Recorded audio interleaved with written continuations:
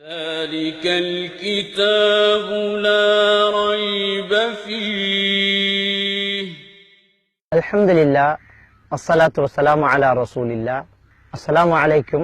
அல்கிதாப் வான்மறை வசந்தம் நிகழ்ச்சியில் இன்று நாம் எடுத்துக்கொண்ட வசனம் சூரா ஆல இம்ரான் 139வது வசனம். ولا تهنوا ولا تحزنوا وانتم الاعلون ان كنتم مؤمنين. நீங்கள் பலகீனப்பட வேண்டாம், கவலைப்படவும் வேண்டாம், நீங்கள் விசுவாசிகளாக இருந்தால் நீங்கள் தான் வெற்றியாளர்கள் என்று அல்லாஹ் சுப்ஹானஹு வ தஆலா சொல்லி காட்டுகின்றான். உண்மையாக ஒரு மூமின் பலகீனப்படவும் கூடாது, கவலைப்படவும் கூடாது என்பதை இந்த வசனம் நமக்கு சொல்லி காட்டுகிறது. அல்லாஹ் தஆலா இன்னொரு வசனத்திலே சொல்றான், அலா இன்ன அவுலியா அல்லாஹ் லா ஹவுஃபுன் அலைஹிம் வலா ஹும் யஹ்ஸனூன். அறிந்து கொள்ளுங்கள், நிச்சயமாக இறைவனை நேசிக்கக்கூடியவர்கள், அவர்கள் மீது பயமும் இருக்காது, கவலையும் அவர்கள் படமாட்டார்கள் என்று அல்லாஹ் சுப்ஹானஹு வ தஆலா சொல்லி காட்டுகின்றான்.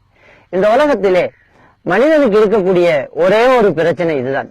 அவன் எந்த அளவுக்கு வசதியாக இருந்தாலும் சரி, வசதியற்ற ஒரு நிலையில் இருந்தாலும் சரி, அவன் ஒரு தொழிலதிபராக இருந்தாலும் சரி, தொழில் இல்லாத ஒருவனாக இருந்தாலும் சரி, எந்த நாட்டவராக இருந்தாலும், என்ன மொழி பேசினாலும் சரி, என்ன ஒரு பெரிய ஒரு பதவியில இருந்தாலும், பதவி அற்ற நிலையில் இருந்தாலும் சரி, ஒரு மனிதனுக்கு மனசு நிறைய இருக்கக்கூடிய ஒரு பிரச்சனை கவலையும் பயமும் தான். இந்த பயமும் கவலையும் தான் ஒரு மனிதனை மிகவும் ஆட்டி படைக்கின்றது. அல்லாஹ்வுடைய நேசகர்கள், ஒரு உண்மையான ஒரு விசுவாசி கவலைப்பட மாட்டான், அவன் பயப்பட மாட்டான் என்ற விடயத்தை இந்த வசனம் நமக்கு தெளிவாக சொல்லித் தருகிறது. அன்புக்குரியவர்களே, நாம் எப்போது கவலைப்படுவோம், எப்போது நாங்கள் பயப்படுகிறோம் என்பதை நாங்கள் சிந்தித்து பார்ப்போம். ஏன் கவலைப்படுகின்றான் மனிதன் என்று கேட்டால், அவனுடைய இறந்த காலத்தை நினைத்து, அவன் இருக்கக்கூடிய அந்த நிகழ்காலத்துக்கு முன்னால் உள்ள நிகழ்வுகளை நினைத்து நினைத்து அவன் கவலைப்படுகிறான். நான் அப்படி பேசியிருக்க கூடாது, நான் அப்படி செய்திருக்க கூடாது, நான் அங்கு போயிருக்க கூடாது, நான் அவரை சந்தித்திருக்க கூடாது, நான் இந்த முடிவை எடுத்திருக்க கூடாது என்றெல்லாம் அவன் மனம் வருந்துகிறான். நடந்து முடிந்ததை நினைத்து நினைத்து வருவதுதான் கவலை. நடக்க போவதை நினைத்து வருவது பயம். எப்படி சாதிக்க போறனோ, இந்த குடும்ப வாழ்க்கையை எப்படி நான் நிறைவேற்ற போகிறனோ, இந்த தொழிலை நான் எப்படி கொண்டு போய் முடிக்க போகிறனோ என்று நடக்க போகக்கூடிய எதிர்காலத்தை நினைத்து அவன் நினைத்து நினைத்து வருந்துவதுதான் ஒரு மனிதனுக்கு இருக்கக்கூடிய பயம். ஒரு மூமியை பொறுத்த வரைக்கும் கவலையும் பயமும் இருக்காது என்பதை நாம் சிந்தித்து பார்க்க வேண்டும். எப்படி அது இல்லாமல் போகும்? ஒரு பயமும் கவலையும் எப்படி நம்முடைய மனதிலிருந்து வெளியில அகற்றுவது? ஒரு மனிதன் எப்படி அவன் இருக்கக்கூடிய வாழ்வில் உறுதியாக வாழ்வது? நினைத்து பாருங்கள். நடந்து முடிந்ததை நினைத்து வருந்துவதும் கவலைப்படுவதும், நடக்க போவதை நினைத்து பயப்படுவதும் நிகழ்காலத்திலேதான். எனவே 3 காலமும் நம்மிடத்திலே செயலிழந்து போகிறது. நடந்து முடிந்ததையும் நினைத்து வருந்துகிறோம், கவலைப்படுகிறோம், நடக்க போவதையும் நினைத்து பயப்படுகிறோம். இருக்கக்கூடிய காலத்தில் இது இரண்டையும் செய்கிறோம் என்றால் நிகழ்காலத்தில் நம்மால் சாதிக்க முடியாது. நம்மால் ஒரு விஷயத்தை சாதித்து நாம் ஒரு விஷயத்தில் முடிவு காண முடியாமல் போய்விடுகிறது. ஒரு மனிதன் பயத்திலும் கவலையிலும் கலந்த தோட்டத்திலே வாழ்கின்ற போது அவனால் வெற்றியை கற்பனை கூட பண்ண முடியாது இருக்கிறது. ஆனால் ஒரு மூமினிடம் அப்படி இருக்க முடியாது என்பதைத்தான் அந்த வசனம் சொல்லி காட்டுகிறது. என்ன சொல்கின்றான் அல்லாஹ்? வலா தஹினு வலா தஹ்ஸனு வஅன்துமுல் அலௌன இன் குன்தும் முஃமினீன். நீங்கள் பலகீனப்பட வேண்டாம், கவலைப்பட வேண்டாம், நீங்கள் தான் மூமின்களாக இருந்தால் வெற்றியாளர்கள். மூமினாக இருந்தால் என்ற ஒரு நிபந்தனை வருகிறது பாருங்கள்.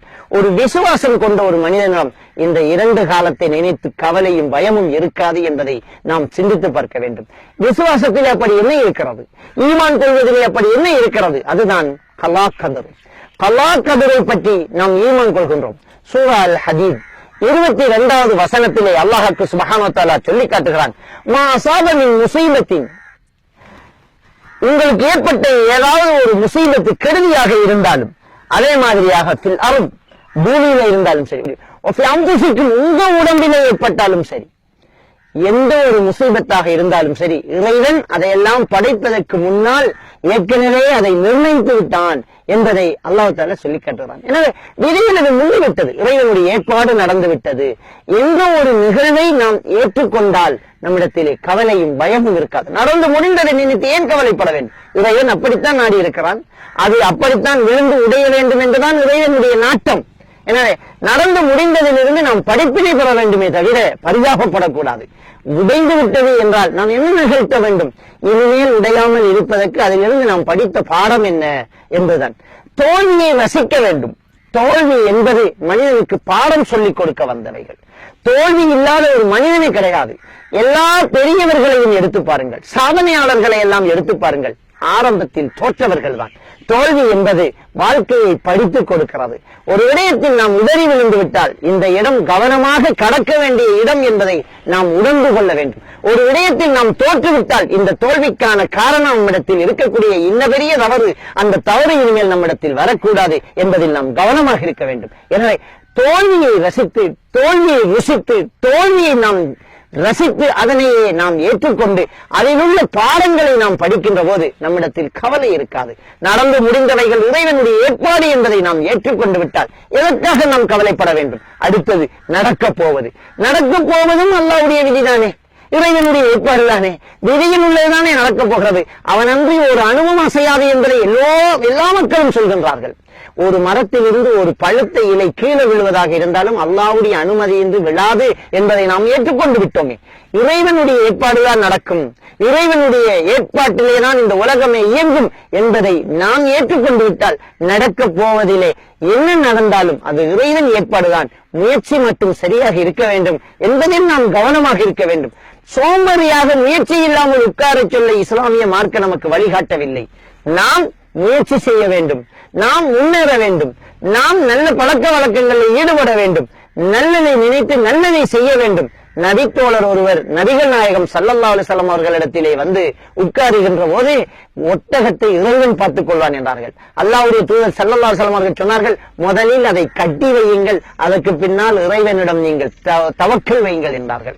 அல்லாஹ் பார்த்துக் கொள்வான் என்று நாம் சொல்வதாக இருந்தாலும் முதலிலே நாம் அதற்கு பாதுகாப்பை செய்துவிட்டு அல்லாஹ்விடம் தவக்கல் செய்ய வேண்டும். எனவே முயற்சி நம்மிடத்திலே நிகழ்காலத்தில் சரியாக இருக்கும் போது நாம் நிச்சயமாக எதிர்காலத்திலே நடக்கக்கூடிய விடயத்தில் பயப்படாமல் இருப்போம் என்பதிலே இரண்டாம் கருத்துக்கு இடம் கிடையாது. எனவே அன்புக்குரிய சகோதரர்களே, நம்மிடத்தில் கவலையும் பயமும் இல்லாத ஒரு நிலை இருக்க வேண்டும். சூரா அல் ஹதீதிலே தொடர்ந்து அல்லாஹ் தஆலா சொல்லி காட்டுகிறான். இந்த மறுமை பற்றி, இந்த அல்லாஹ்வுடைய ஏற்பாடு பற்றிய நம்பிக்கை ஏன் நமக்கு தேவை என்றால், உங்களுக்கு தப்பி போன விடயத்தில், தவறி போன விடயத்தில், உங்களை கைவிட்டு நழுவி போன விடயத்தில் நீங்கள் கவலைப்படாமல் இருப்பதற்காகவும், உங்களுக்கு கிடைத்த விடயத்திலே நீங்கள் மிகவும் சந்தோஷப்பட்டுக் கொள்ளாமல் இருப்பதற்கும் என்று அல்லாஹ் தஆலா சொல்லி காட்டுகிறான். எனவே நம்மை விட்டு நழுவி சென்ற விடயத்தில் நாம் கவலைப்படாமல் இருக்க வேண்டும் என்றால் அது இறைவனுடைய ஏற்பாடு, அதனால் தான் அது தப்பி போய்விட்டது என்ற நம்பிக்கை, அந்த விதியை நம்பக்கூடிய அந்த நம்பிக்கை நம்மிடத்தில் இருக்கின்ற போது நாம் கவலைப்பட மாட்டோம், நாம் பயப்பட மாட்டோம். இந்த விடயம் நம்மிடத்தில் இருக்க வேண்டும். இதைத்தான் சூரா அல் ஹதீதிலே இறைவன் சொல்லி காட்டுகிறார். எனவே அன்புக்குரிய நேயர்களே, காலத்திலே நாம் நிகழ்காலம், இறந்த காலம் என்ற இரண்டு காலங்களில் நடப்பதை அல்லாஹ்வுடைய விதியிலே வைத்துவிட்டு நிகழ்காலத்தில் முயற்சி உள்ளவர்களாக இருந்தால் நம்மிடத்திலே கவலை இருக்காது, பயம் இருக்காது, பலகீனம் இருக்காது. எல்லாம் வல்ல அல்லாஹ்வுக்கு சுப்ஹானஹு வ தஆலா நம் அனைவரையும் ஈமானோடு வாழ வைத்து ஈமானோடு மரணிக்க செய்வானாக. வாஹிரு தஅவானா அனில் ஹம்துலில்லாஹி ரப்பில் ஆலமீன்.